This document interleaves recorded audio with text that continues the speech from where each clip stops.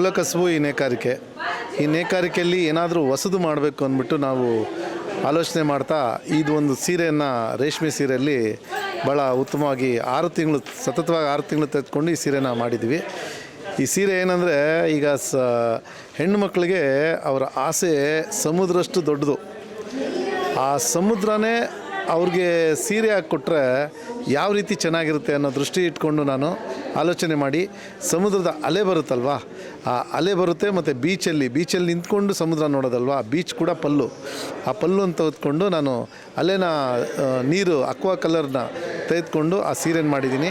ಅಲೆ ಬಂದಾಗ ಮತ್ತು ಮೇಲ್ಗಡೆ ಮಳೆ ಬೀಳುತ್ತೆ ಅಂದ್ಕೊಳ್ಳಿ, ಆ ಸಮಯನ ತೆಗೆದುಕೊಂಡು ಆ ಚೌಕಟ್ಟಲ್ಲಿ ನಾನು ಅದನ್ನು ತೆಗೆದುಕೊಂಡು ಒಂದು ಸೀರೆ ಮಾಡಿದೆ. ಭಾಳ ಕಷ್ಟಪಟ್ಟು ಮಾಡಿದೆ, ಇಷ್ಟಪಟ್ಟು ಮಾಡಿದ್ದೀನಿ. ಅದಕ್ಕೆ ಈಗಾಗಲೇ ತುಂಬ ಬೇಡಿಕೆ ಕೂಡ, ಆರ್ಡ್ರ್ ಕೂಡ ಬರ್ತಾಯಿದೆ. ನನಗೆ ತುಂಬಾ ಖುಷಿ ಆಗ್ತಾಯಿದೆ. ನಾವು ಈ ಕುಲದಲ್ಲಿ ಹುಟ್ಟಿದ್ದೀವಿ, ಈ ಕುಲಕ್ಕೆ ಏನಾದರೂ ನಾವು ಕೊಡುಗೆ ಕೊಡಬೇಕು ಅನ್ನೋ ದೃಷ್ಟಿಯಲ್ಲಿ ಈ ಸೀರೆಯನ್ನು ತಯಾರಿಸಿದ್ದೀವಿ.